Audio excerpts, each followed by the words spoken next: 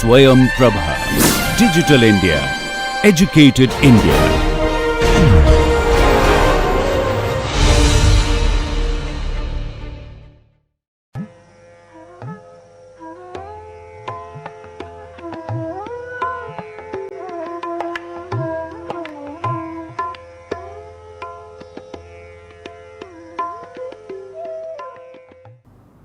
Good morning and welcome to this, the lecture number 30 of the course Stochastic Hydrology.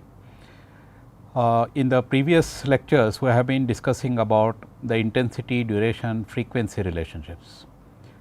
That is the IDF relationships, which are essentially used for flood control designs, typically for urban flood drainage, etc., where you would like to pick up the design intensity associated with the return period and associated with a particular design duration.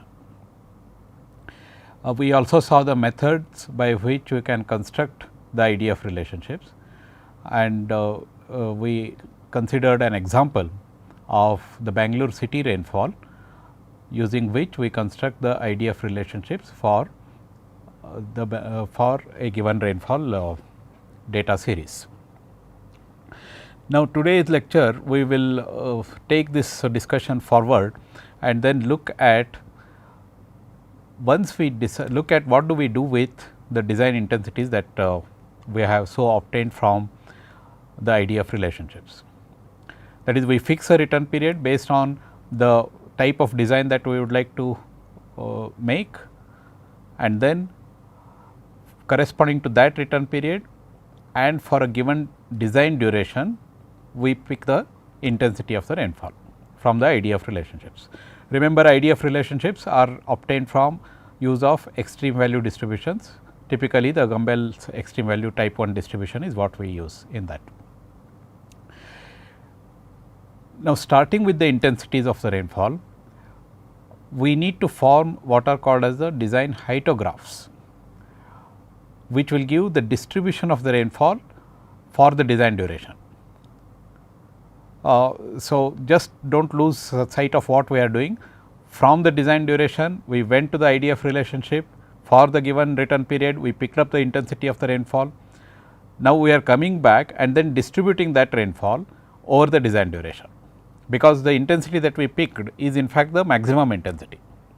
So, how this maximum intensity of rainfall is distributed over the design duration is what we will look at now. So, this is the procedure by which we construct the design hydrographs.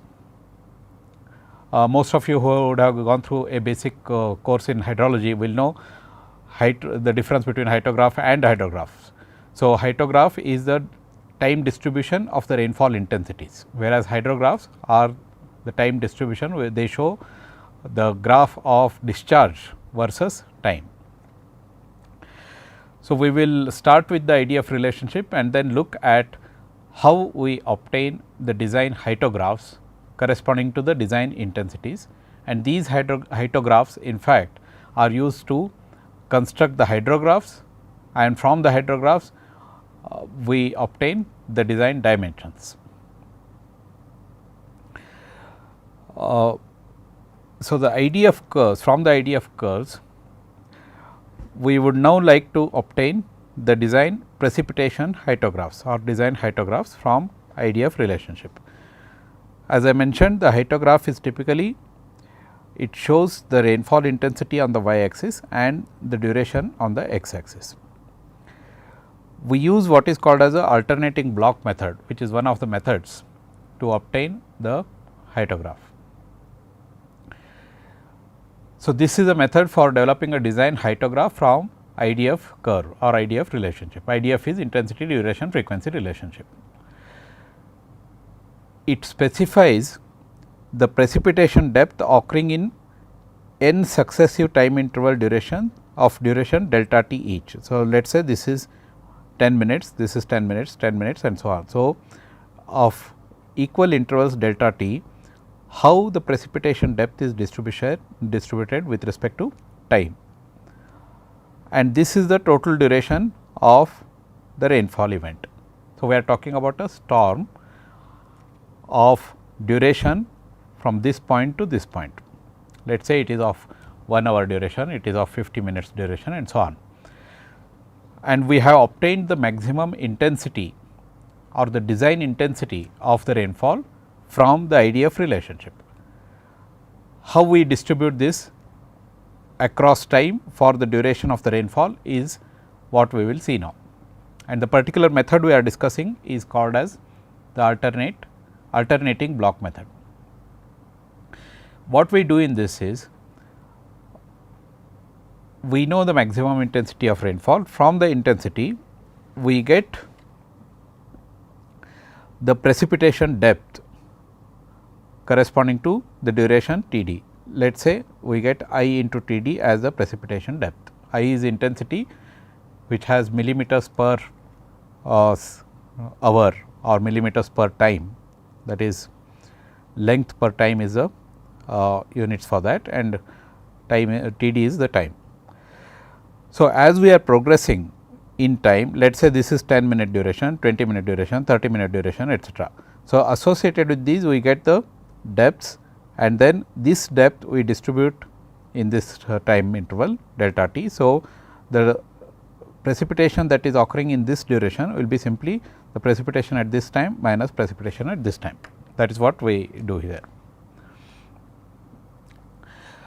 Like this we get intervals of precipitation, that is in first 10 minutes there is a certain precipitation, in the next 10 minutes there is another certain precipitation and so on.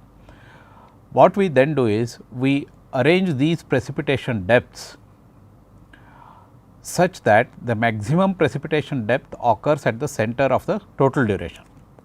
You have the total duration, let us say of 1 hour, and then your delta t is of 10 minutes. So, 10 minutes, 20 minutes, 30 minutes, 40 minutes, etc., up to 60 minutes. We obtain the maximum precipitation by looking at the T d 2 and T d 1 and so on, and then we arrange the precipitation in such a manner that the maximum precipitation occurs at the center of the total rainfall duration. Let us say this is the total rainfall duration, and we first fix the maximum value at the center. Then on either side we pick up the values from the precipitation depths, and then put one value here, next value here, one value here, next value here, etc. Like this it keeps on decreasing in this direction, also keeps on decreasing in this direction. So, let us say this was 1 hour duration, 10 minutes, 20 minutes, 30 minutes, 30 minutes may be here, then 40 minutes, 50 minutes, 60 minutes, like this. We put the maximum value of the precipitation at the 30 minutes and then keep decreasing on this direction and on this direction. That is how we obtain the precipitation hyetograph, design hyetograph. So, let us look at one example to drive home this point, a very simple procedure, except that you do not forget that the basis for all of this is the design duration, and then from which we are picking up design intensity.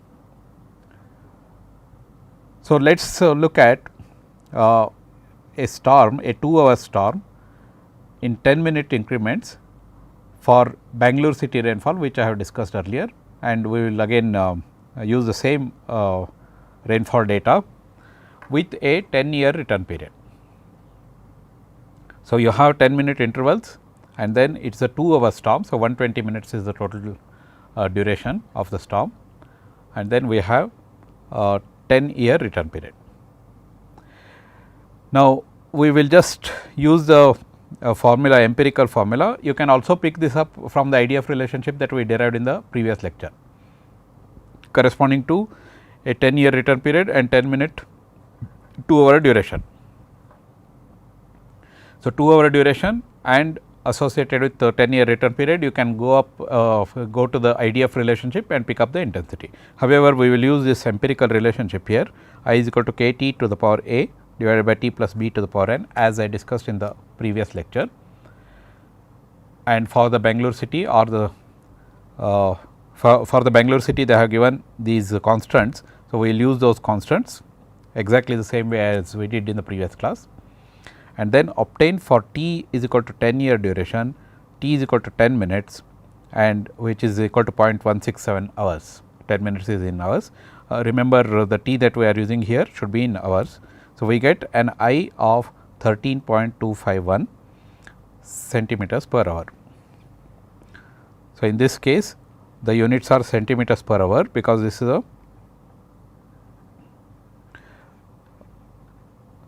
empirical relationship. So, we must be always careful about the units that we are using. Now, starting with this intensity, what we do is, what is it that we did? We took 10-minute interval here, we took the 10-minute interval, and for this 10-minute duration we obtained the intensity here. So, this is 13.251 centimeters per hour is the intensity that is occurring in this duration. Similarly, for 10 minutes to 20 minutes again you obtain the intensity, and so on. So, at every interval of 10 minutes duration you calculate the precipitation intensities.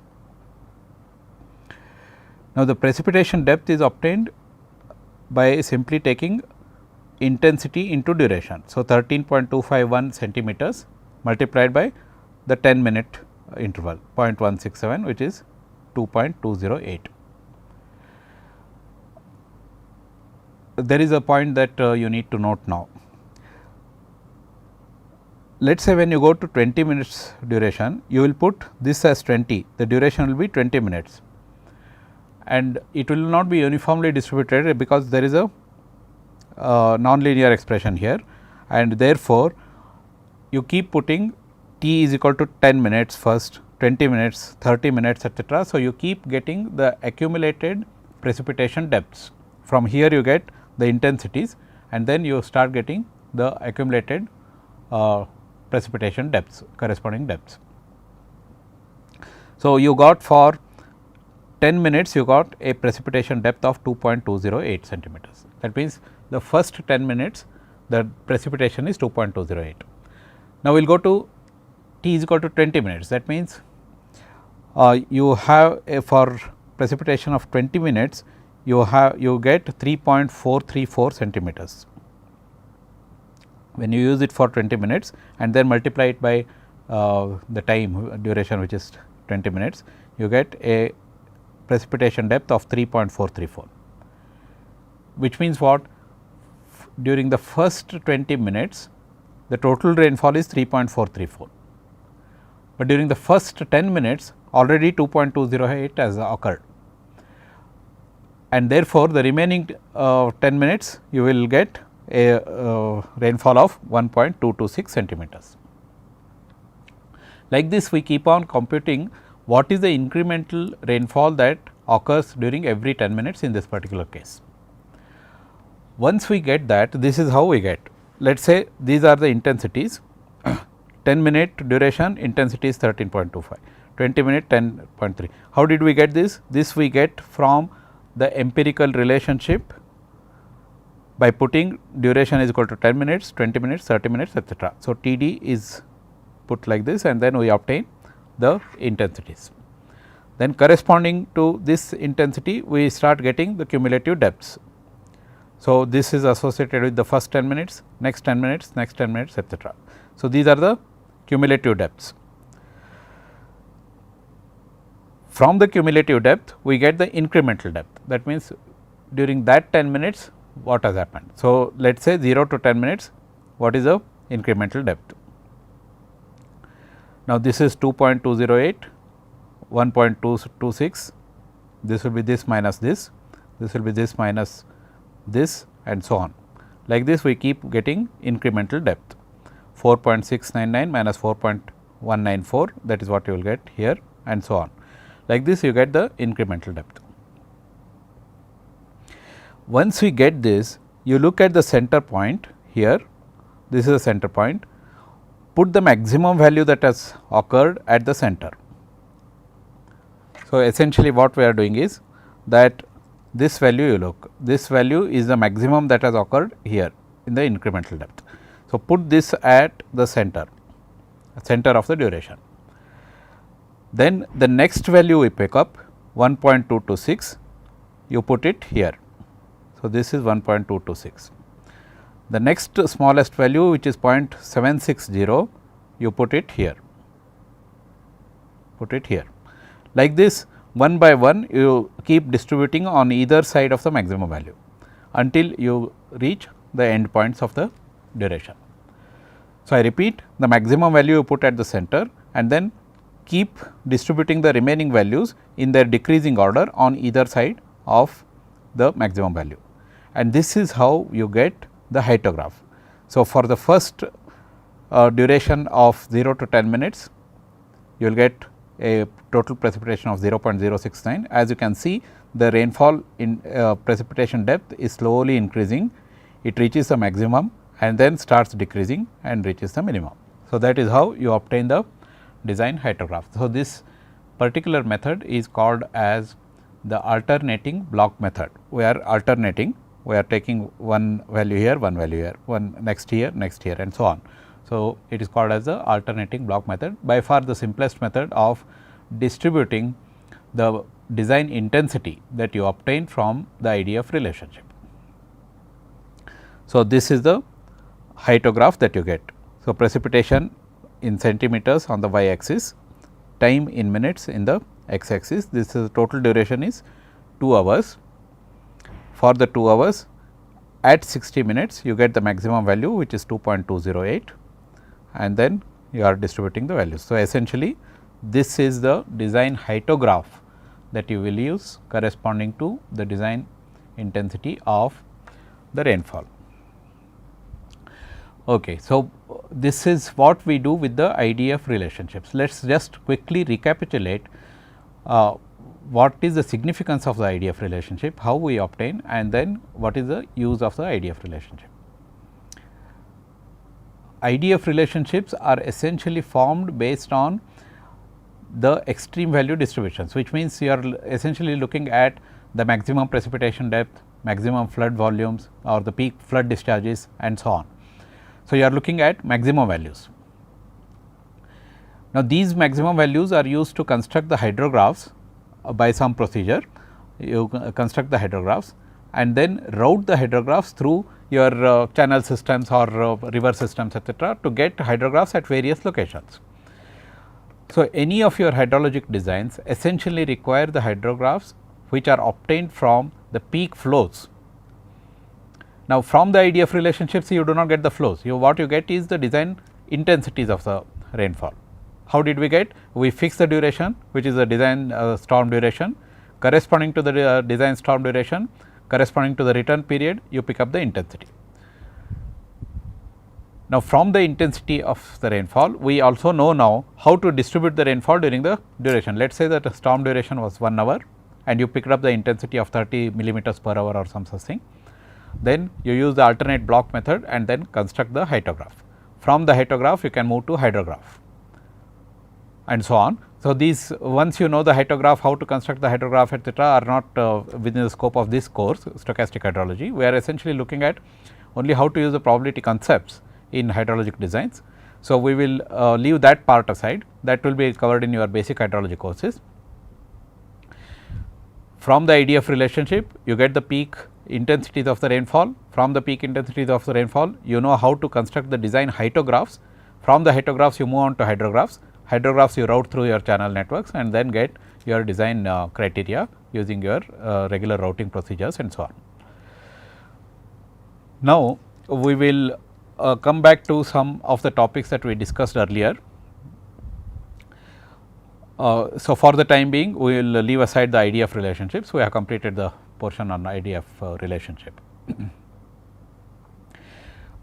Some time ago in some previous lectures, maybe lecture number 21st, 22nd, etc., we also discussed about dependent and independent variables in hydrology and then how to formulate the relationships between the two types of variables. For example, you may be considering runoff at a particular location, which is dependent on rainfall in the entire catchment.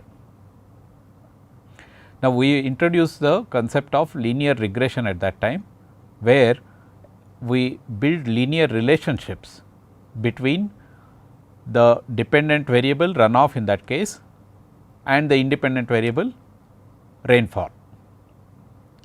So, typically we constructed equations of the type y is equal to a x plus b, where x is the independent variable and y is the dependent variable. Y can be runoff at a location and x can be rainfall in the catchment. Now, that was a simple linear regression. Simple because there is only one independent variable and one dependent variable. Linear because we are fitting linear equations there. Now, in hydrology there are situations where the dependent variable depends not on one, but several independent variables. Let us look at the runoff itself. So, we were always talking about runoff having been dependent upon the rainfall, but runoff will also depend on, let us say you look at a situation where you are looking at runoff at a particular location.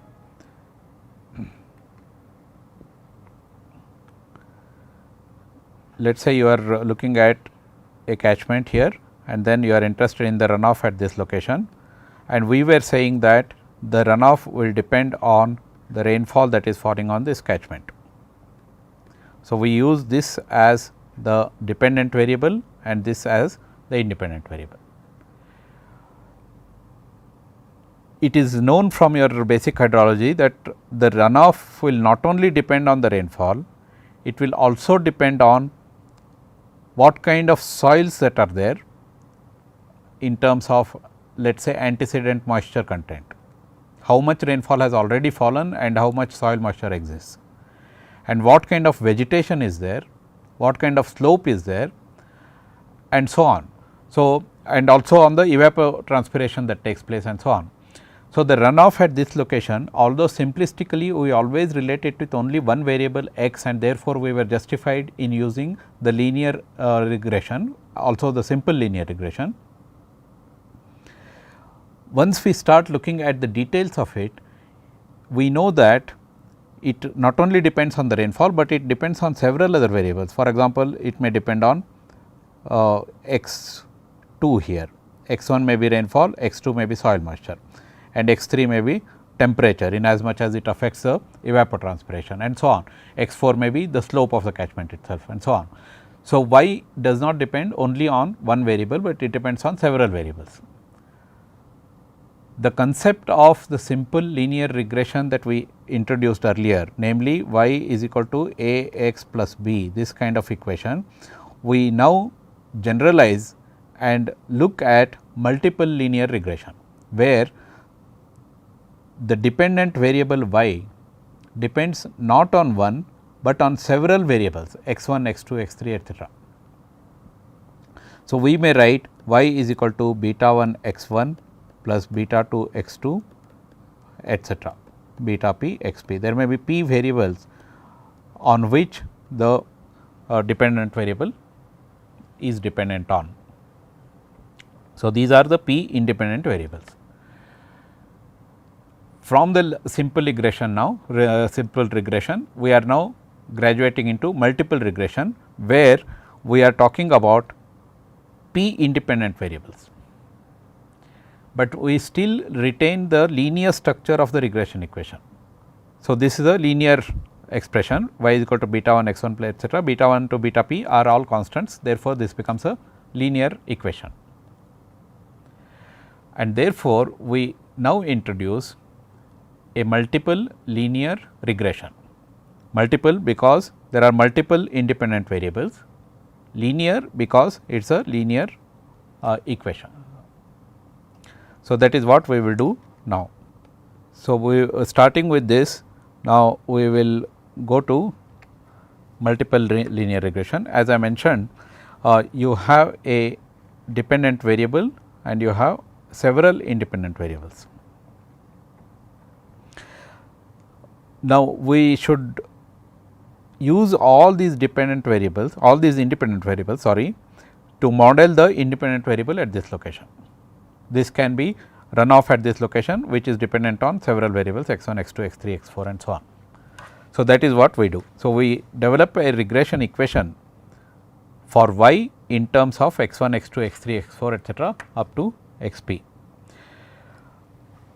How did we do the linear regression? Just let us recapitulate. You had the observed data on x and y, and we wanted to fit a equation of this type yi is equal to a plus bxi, and we put a cap to yi to show that it is a predicted value. There are observed data xi and yi, let us say rainfall and runoff, both the observed data are there. So, this is observed data. From the observed data you want to fit a best fit line here like this and get a and b. So, your objective there was to obtain the parameters a and b. How did we do that? We formulated error, this is the observed value yi and this is the estimated value yi cap. So, the error is observed minus estimated. We consider the square errors and write it in terms of yi minus yi cap using yi cap expression a plus bxi and so on. So, we formulate this expression and then minimize this m, which is the sum of square errors with respect to the parameters a and b, and therefore, we differentiate this m with respect to a and differentiate this with respect to b and set it equal to 0 to get the values a and b. So, that is what we did in our linear regression. So, we differentiate with respect to a and differentiate with respect to b and get finally a and b. Essentially, the principle remains the same. Please look up your earlier lecture notes, slides, where we have discussed the simple linear regression. We have also discussed some examples on that. When we go to multiple linear regression, the principle still remains the same, except that we will start working with the matrices now, matrices and vectors. Y is the observed values. Let us say you are looking at runoff at a particular location and you have the observed series of runoff values, and then you have x1, x2, x3 etcetera. These are independent variables for which the observed values are available. Let us say x1 is rainfall, x2 is soil moisture, x3 is temperature and so on. So, all these variables which are the independent variables, for these variables also you have the observed data. Then you need to fix or estimate the parameters beta 1, beta 2 etcetera, beta p such that the errors between the observed values and the predicted values are predicted from the equation, linear equation. The error between the observed and the maximum and the predicted is minimized in some overall sense. That is where we consider the squared errors and so on. So, precisely what we did in the simple linear regression, we repeat it for the multiple linear regression. The principle remains the same, the mathematics also remains more or less the same.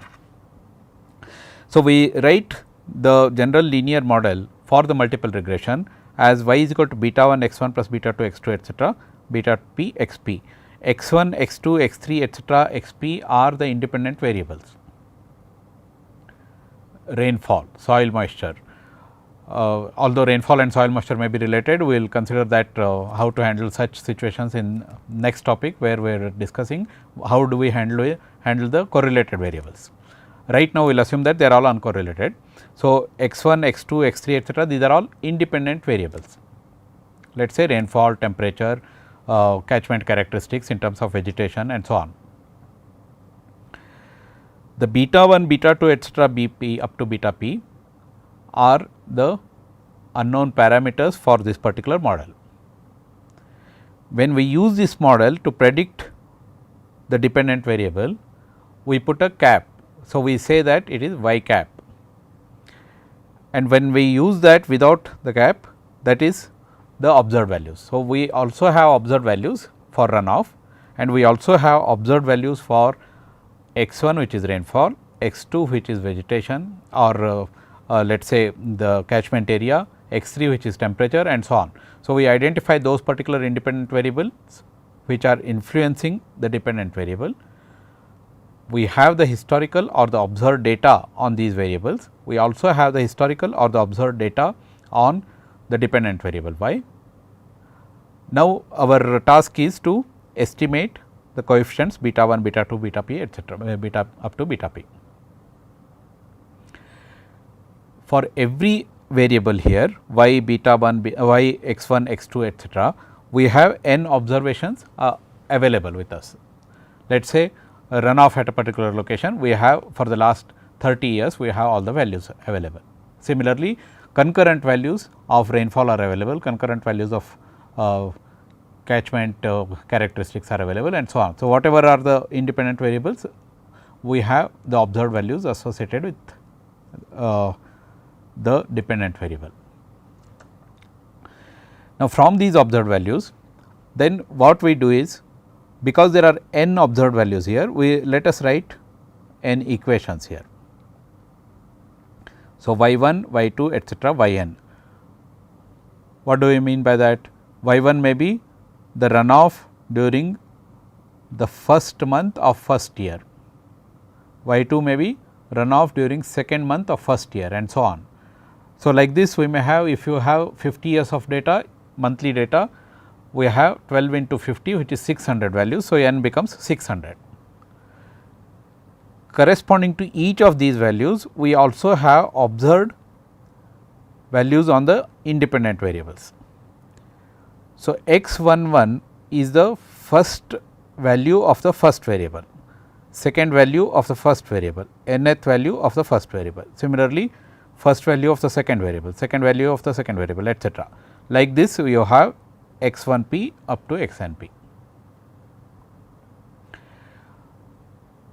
Let us say you are looking at 50 years of observed runoff data, which means you had 600 values for monthly runoff, and x 11 is the first value of the first variable, which is rainfall, second value of the rainfall, and 600th value of the rainfall, and this is the first value of, let us say, temperature, second value of temperature, and so on. Like this, you get for different variables, you get these values, and therefore, you write n equations of this form. Now, what we need to do is, we want those p variables beta 1, beta 2, etcetera, beta p using this set of equations that we have so formulated. Now, n must be at least equal to p. P is the number of parameters, which is generally much smaller compared to n. So, a general guideline is that n must be at least 3 to 4 times larger than p. Now, p is the number of parameters, you may be typically talking about 2 or 3 parameters in our hydrologic cases, whereas n is the number of data values, which can be which is generally significantly larger. We write it in a slightly more elegant form using the summation notation. So, we can write it as y I is equal to j is equal to 1 to p beta j x I j, that is the ith equation, we write it in this form, y I is equal to sigma j is equal to 1 to p beta j x I j. Then we use the matrix notation, because this will be comfortable for this notation. Also, converting the set of equations in the matrix form will be convenient for us to derive the expressions for the constants beta 1, beta 2, etcetera, beta p. So, look at the matrix y, we have n values. So, it is a column vector, y is equal to n into 1, it has n rows here, is equal to x. Each of the p variables has n values. So, x is a matrix of n by p size into beta, this is capital beta. So, I write it as b, which is a vector, which is a matrix. In this case, it is a row vector with, I am sorry, it is a column vector with p rows and 1 column. So, what do you get? You will get n into 1 here, y is equal to x into beta, and capital B denotes the beta vector. So, this is the expression that we use as the regression relationship. So, when we write it in the matrix form, in the long form y 1 to y n, this is a n by 1 matrix, 1 by n by 1 vector, and then you have n by p matrix and then p by 1 vector here. So, this is what we write. Remember, these are the observed values of the dependent variable, and these are the observed values for the independent variable, and these are the parameters beta 1, beta 2, etcetera, beta p. Now, when we use these equations, we obtain the predicted values. So, we also write the predicted values from the same equation y I is equal to beta j x I j summation j is equal to 1 to p. We write the predicted value as j is equal to 1 to p beta j x I j. That is, when we use the expression, we get the predicted value corresponding to that. So, there is a observed value and there is a predicted value, and therefore, the error is y I minus y I cap. So, this becomes the error for the ith value. Now, this is the error, and then we consider the sum of square errors. So, this when we write it in matrix notation, let us say I have this y as the observed values and my predicted value is x beta. So, x into b is a predicted value. So, I write this as y x beta cap, which is the estimated values, and then I take it as a transpose E dash E, because I am squaring it. So, E dash E is what I take. So, y minus x b cap dash y minus x b cap. Now, this is the observed value and x b is the predicted value. So, this is the sum of square errors now, all right. So, the sum of square errors I differentiate with respect to beta, the matrix beta now, and equate it to 0, and that we will get it as when I equate it to 0, this for all j is not necessary here. If I write it with respect to individual j's, then this is necessary. So, we are writing it in terms of the matrix notation. So, when I differentiate and equate it to 0, we get the expression from here minus 2 x prime into y minus x b cap. This must be equal to 0. So, this we write it as x dash y is equal to x dash x beta cap. So, this is what we get from the requirement that d by db sigma E I square is equal to 0. Sigma E I square is written in matrix form as shown.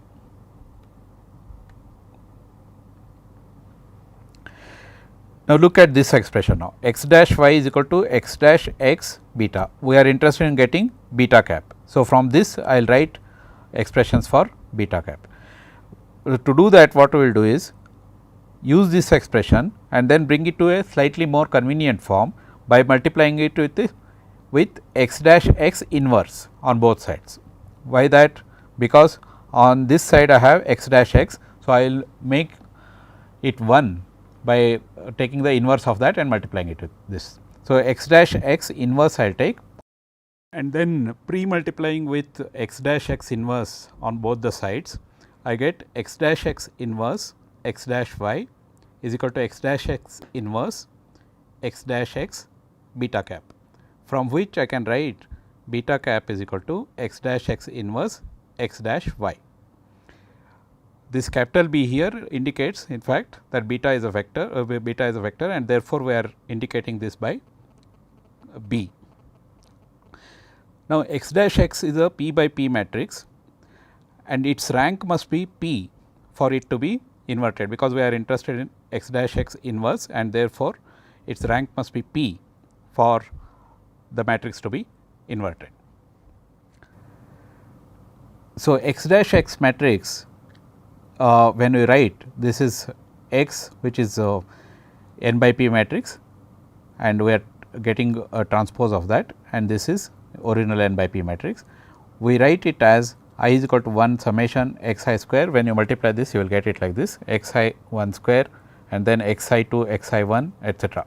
So, these are the terms that you get for x dash x. So, once you get x dash x matrix, you can obtain your beta, which is given by x dash x inverse x dash y.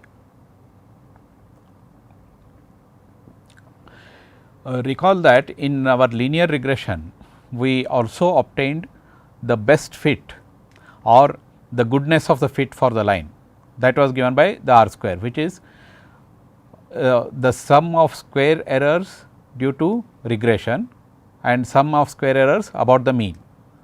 So, that is what you get in multiple regression also. So, we define sum of squares of errors.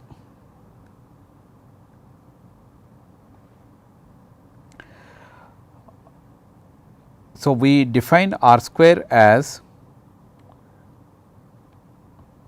b dash x dash y minus, this can be shown to be this expression b dash x dash y minus n y bar square, where y bar is the mean of the y data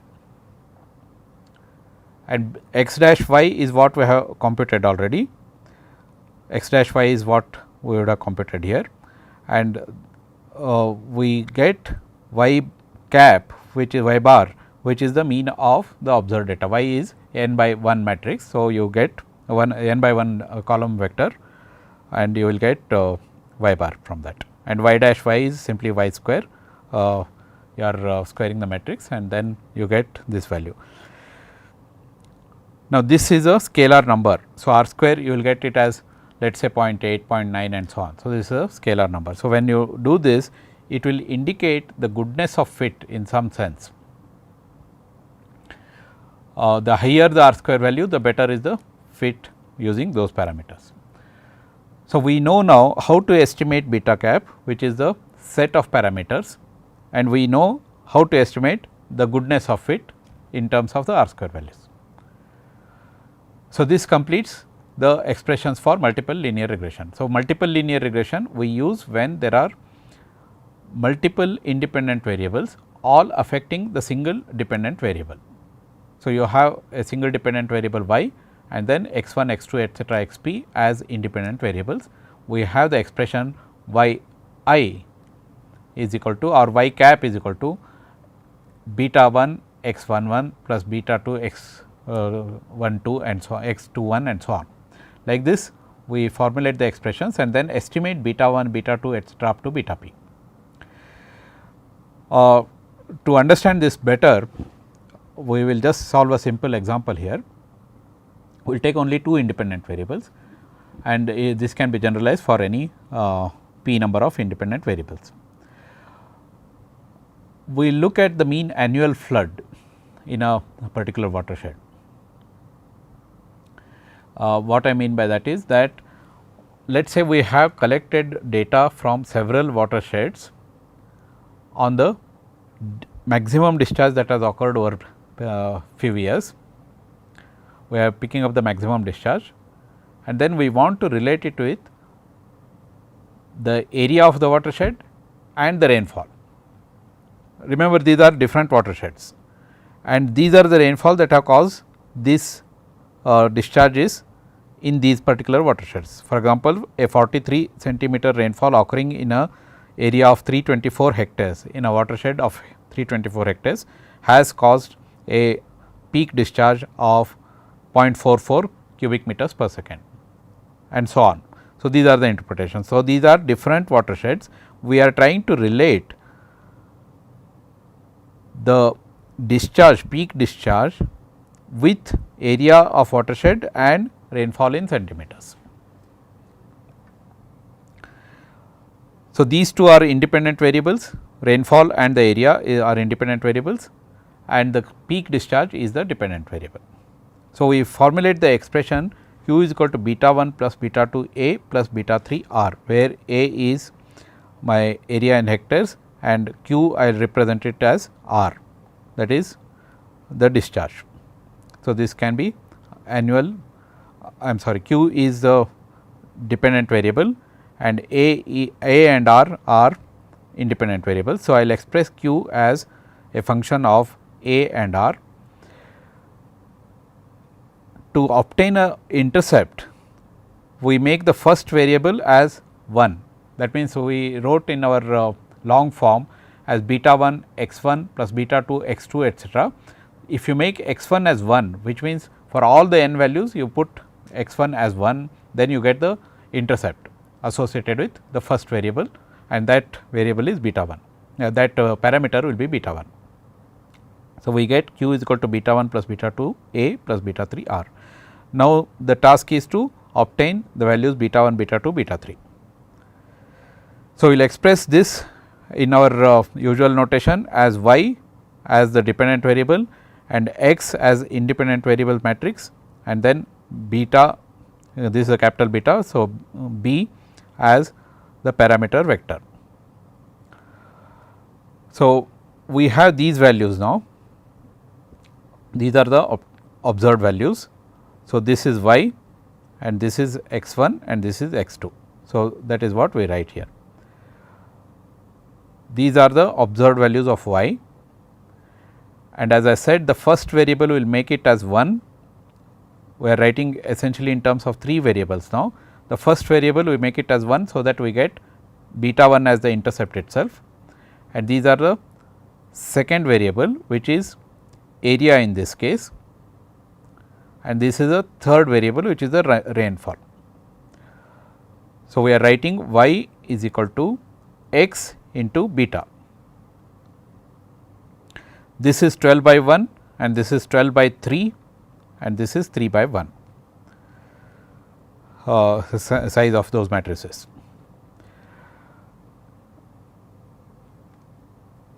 So, you look at this expression now, we need to get x dash x inverse x dash y. So, first let us get independently all these variables, all these matrices. So, we get x dash x inverse x dash y. So, x dash x is, as I mentioned, this is sigma x I square I 1 square. When you do this multiplication, you can write it in this summation form. We use these summations. This is I is equal to 1 to n of the first variable, I is equal to 1 to n, and then you are multiplying here the second variable and the first variable. I is equal to 1 to n, you are multiplying here third variable and the first variable, and so on. So, like this you get the summations. You can use any of the spreadsheet programs to obtain these, and you get x dash x matrix. So, for this particular case you get the values x dash x as 12, 5, 2, 7, 7 and so on. Then we take the inverse x dash x inverse. You can use MATLAB program for this and then get the inverse of that. So, this is x dash x inverse. From this you obtain this. Then you get x dash y. Similar to what we obtained for x dash x, you can express this in terms of the summations. So, x dash y will be obtained as summation I is equal to 1 to n y I and so on, like this. So, the x dash y in this case turns out to be 8.06, 10642 and 417. Once you get both x dash x inverse as well as x dash y, you get b cap, which is a your parameter vector. So, the parameter vector is obtained by, this is x dash x inverse, which we obtained just now. This is x dash x inverse, this matrix, and x dash y, this is x dash y. So, this is 3 by 3 matrix, this is 3 by 1 matrix. So, you get a 3 by 1 matrix. So, beta cap is obtained as 0.0351, 0.0014 and this 10 to the power minus 5, 5.0135 into 10 to the power minus 5, which means this is the beta 1, beta 2 and this is beta 3. So, the expression that we can write in terms of our q, a and r is q is equal to beta 1 plus beta 2 into a plus beta 3 into r. R is the rainfall, a is the area in hectares. So, from this expression we can estimate Q for any given A and R. So, let us look at how these values look, that is using this expression. Now, I want to examine what kind of errors we are getting and so on individually. Although remember, when we apply the regression equations, we are interested in overall error, and that is why we are looking at the maximum fit, which minimizes the sum of squared errors. But let us also apply this equation for the actual data and then see how much error we are getting. So, this is the observed value and this is the predicted value. By predicted value, I mean I apply this equation for the given A and R and get the predicted value, and these are the errors. So, this is the type of error that I get if I use the expression that we just derived on the Q which is the peak discharge, and these are the kind of errors that we get. Then we go next and then look at the goodness of fit in some sense, that how good is this particular regression. So, we will obtain R square, which is given by b dash x dash y minus n y cap square by y dash y minus n y cap y bar square. Y bar is the mean. So, in this case y bar is simply the mean of these values, observed dependent variable values. So, that is 0.672 and n in our case is 12 number of values. So, n y cap you can y bar you can get, and b dash we have obtained it, b we have obtained it as this vector 0.0351 etcetera, and b dash is the transpose of that. So, I write b dash as the transpose of that, and x dash y we have obtained earlier, and y dash y is simply y transpose into y, which comes out to be a scalar quantity which is 15.77. So, we know all of these values here, that is b dash is given, x dash y is given, you multiply these two you get 15.64, and when n y cap y bar square, so you will get 5.42 and so on. So, R square turns out to be 0.99. Remember, R square the closer to 1 the better is the fit. So, in this particular case a good linear fit exists between the peak discharge, the area of the watershed and the rainfall in the watershed. So, this is how we fit multiple linear regression equations. Typically these situations arise when we are dealing with number of variables. For example, rainfall in a particular location dependent on several climatic variables. For example, mean sea level pressure, it may depend on the geopotential height, it may depend on the land pressures, it may also depend on the wind speed and so on.